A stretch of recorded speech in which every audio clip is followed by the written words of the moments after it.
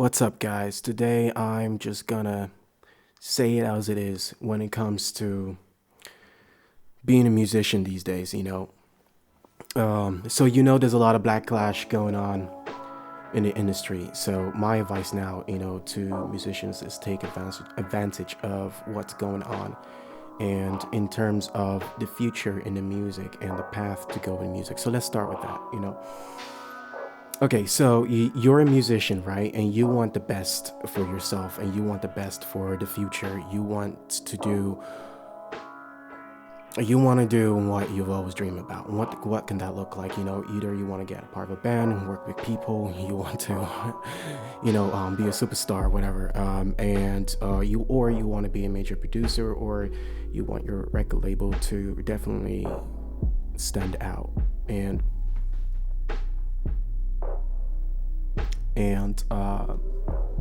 you want your record label to definitely stand out. So my advice right now, the best way to do that, is communicate with people by creating some sort of a group, a cult, a record label. You're an independent artist and you want to make your music go further. So start collaborating with more artists and put together your own label, because right now is the time for new labels to be rising up. Believe me, 2024, 2025, the industry is going to be changing big time and music is changing big time. So let's not give full attention to the major labels out there by, promoting your music to them, or all your music to them. So what am I talking about here? What I'm talking about is that if you have your own record label with a group of people you're working with, let's just say you went out and you scouted different people. Someone is in marketing, the other guy is really good with online content, and the other one shoots a music video, right? And this has always been your dream to run a label, or you're just an independent artist, you want to make your music go further. So what you're going to do is you're going to call this a project. You're going to test the water with this. And you're going to want to let's just say you get 24 artists. You record as 24 artists. You have some sort of online content streaming contract with them that allows you to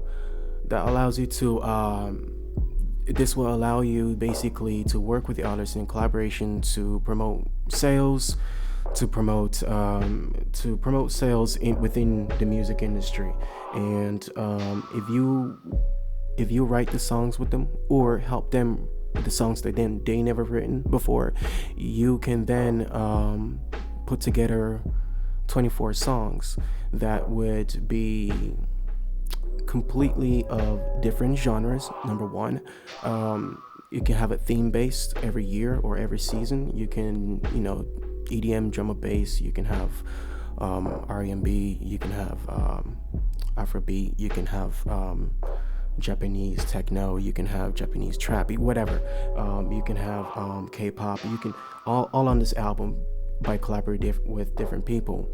Now let's go back to what I was saying about you have your label and you have these 24 artists, and you're doing this as a project because you want to, obviously you want to promise that you can give result, but you also want to guarantee you can give results. So the best way of doing that, with these artists, as I said, if you write the songs or help them write their favorite songs, you want to have some sort of control in the mix and the mastering of the engineering. So either your friend or you yourself has experience in mixing and mastering or engineering, or you can find someone who can do it and you can work with them as a team. That's the biggest part, because that's where the quality needs to come from. And I'll get to that in a second. That's where the quality needs to come from, because once you have all of that, you now have a collaboration series album. You know what I'm saying? And with this collaboration series album, you have different genres in it. You have all kinds of different artists from different places. And you have also 24 artists, different platforms where they're gonna be literally uploading so much content, as much as you can, daily, weekly, monthly, yearly, right? And now, when the next step would be to get these artists into live performances, and your job that basically would be then to before selling the album, your job would be to find, first of all, find a great PR, find a PR team, find people people who have their own businesses within the music industry, within any kind of industry. You want to be friends and networking with people who have their own bar, who has their own nightclub, who is a DJ. Be friends with a lot of DJs who is a DJ, and then what you're gonna say to them: look, how much can I book your venue? Most of you know this. How much can I book this venue? I have about, let's just say, out of those 24 artists, I'm gonna this week I'm gonna play about 10 of those artists, right? So I'm gonna say, okay, five in two different events in a week. So those 5 artists are gonna about have 15 minutes per show, whatever way you calculate the math, 15 minutes per show, and that's $15 per ticket. And if you can get 150 people in there that day, you're walking away with something pretty good, right? And if you can get, or 350 people for the night, that's even better. But if you're just starting out and your artist not known, the best way to do that then is to use everybody's sync platform. Out of those 24 artists that are tied, they're not tied to your label. They are they have a agreement contract, for you to record, mix, and master their songs. Okay, and promote, distribute, market if for the purpose of having your label recognitions being met. And so what that means is basically after all those songs are recorded and created, you don't know how much you're going to make out of all those songs. So you want to start making your money from the live performance. And this is what I mean by the quality. I'll come back to the quality.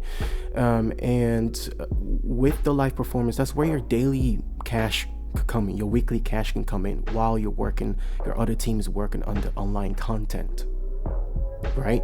So that's where your weekly cash can come in, and you want to let these artists promote these songs themselves or do it as a team, or and make sure everything links back to your label. And all those songs cannot be put out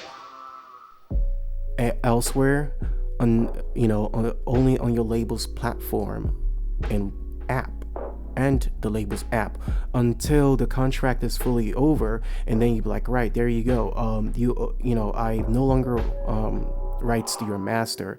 And in your contract, it should be a shared master. I believe in shared masters. I could do a song with you and I will have the rights to make money from it. My dream would be like, oh, okay, I want to make you rich. So once I've done that, I don't need your song. You keep your song. First of all, it's still your song. I just help you create it. I just help you create the song you always wanted to. Either I had the studio, I had the equipment, and you just had the song in your head, or you want to sing, well, you don't have anything, right? So this way, you work with artists, you give them the quality, they want to come back and work with you, right? And then if you making them money, you making them money by going to the club and promoting them, make sure their music is playing with DJs and whatever, and they're performing. And after the week of performing, what you should 100% do as the label is always pay your artist first. And in fact, even with collaboration, I would pay for those songs in the end of the day. I would pay just so that the legal side of things are more clear. You all might do this very differently, but I would actually pay to collaborate with you. And I'll be like, here's $250 for that song, right?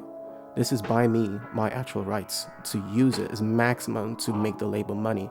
And I will then pay you from the shows that you do, because you're the one performing. The artist is the one performing the songs, and they're putting in the hard work. They're out there with the band, whatever. You can do the same process, right? Out of the 24 different artists, you can do 24 different bands, right? Bands struggle with getting gigs. It's a thing these days now. It depends where you are. So if you can be the guy that can actually get them gigs, and not only have the recording studio for them to record, like, come on, do the maths. Musicians love working with musicians, but give them the free will to do as much as you can. So pay your artist first, and then what's left over that, you're gonna use it to go back to promote, marketing, distributing, and booking the next gigs and paying for the venue. So the tip there is to make sure the venue is not costing you as much as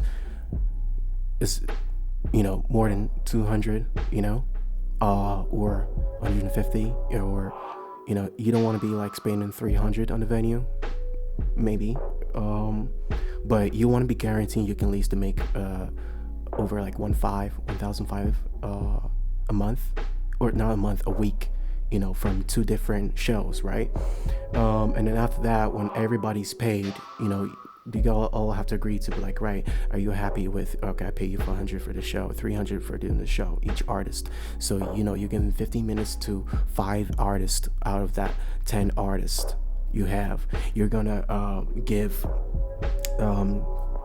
15 minutes each, or 15, 20, whatever, 15 minutes each, 15, 10 minutes each, 20 minutes, whatever way you have it worked out to perform. And that would be a system to run by. And back to us the same quality. So let's just say you're someone like Bob Marley, let's just say you're Bob Marley, and you recorded in this group, your label. You recorded this brand new label. Your music is hot. Everybody's music is hot. But Bob Marley in your group is definitely gonna make it. He's the star, or they're all stars, but his song is just wow. All their songs are wow. So I would take 3 of those songs and put it on, the current platforms right now in Spotify, Apple, SoundCloud, YouTube. And then what I would definitely do is then get people to like them, create a fan base from that if they don't already have a fan base. Grow a fan base where people are loving those 3 songs. But then create that app where you put everybody's songs in that label into your app, where it can only be downloaded for like $1 on pay, or do some sort of Patreon for it. You sign up to the Patreon, whatever, for $1, then they can download the app for free, whatever.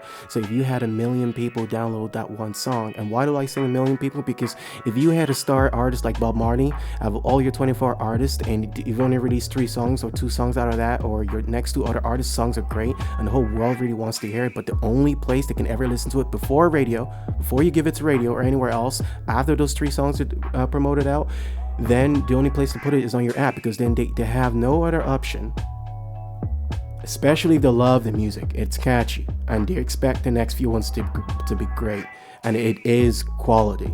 They have no other option than to your app to be another stream of income service where your music is kind of for free, just by signing up, but and then once you're happy with the results of how much you've collected, I would then have that all available to all major platforms, because what they're definitely gonna do is grab your artist.